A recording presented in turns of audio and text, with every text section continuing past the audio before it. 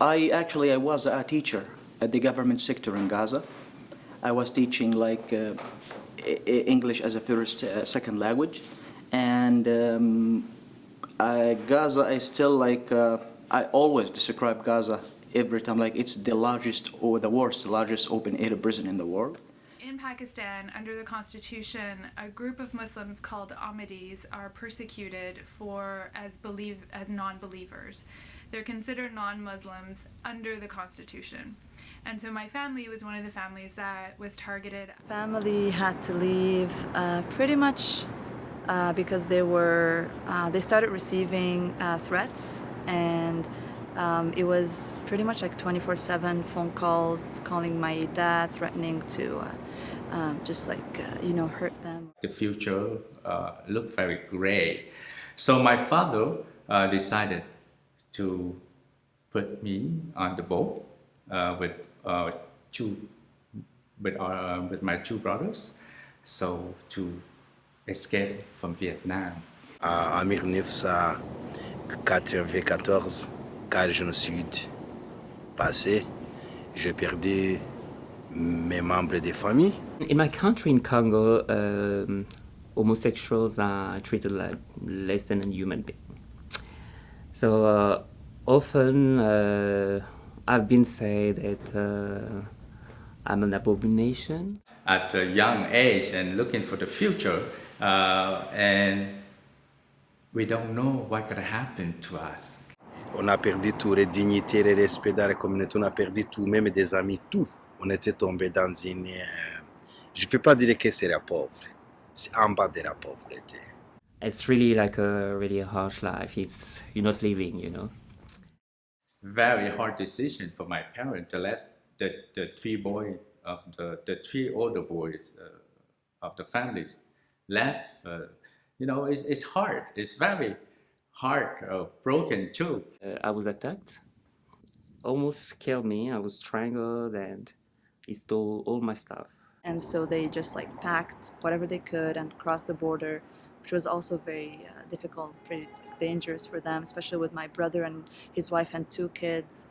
I can't see worse than what I already seen, you know. When you left your country, you don't know where you're gonna go. Thousands and thousands of people, queuing to have this, and there's also corruption there, so it was like a chaos. On a essayé d'approcher les réfugiés du Canada à pied. We can die at sea too, but lucky we make it. Because I was a bit nervous, when I was coming, I was like, oh my gosh, what's gonna happen? Il a disait, oh non, vous avez besoin de manger. Il nous a amené d'alimentation, on a mangé. Il nous a traités vraiment comme un être humain. And then you just wait. So I wait for 1 year. Je voudrais un pays.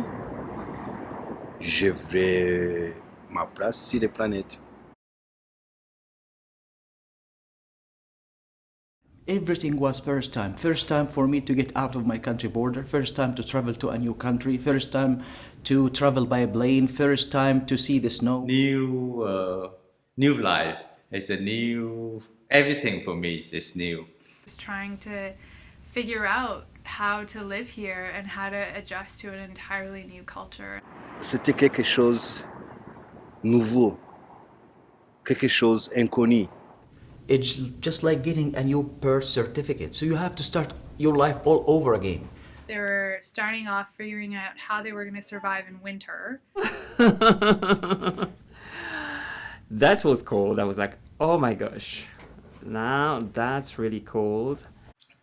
You don't speak the language, but you want to connect to the people.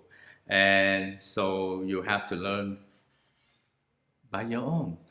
Et puis tu peux pas dire bonjour à un inconnu. C'était vraiment frappant un petit peu. When I came, I was self-contained.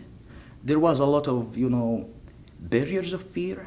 Too foreign for home and you're too foreign for here. Ça, c'était vraiment très difficile pour moi de trouver mon esprit toute seule et toute seule. Everything I do, I have to learn by my own. I can just stay in my room, cry all day, or you can go out and you start connect to or play with other kids around the neighborhood. Yeah, I had a good feeling, in the beginning with almost everybody. I honestly just got like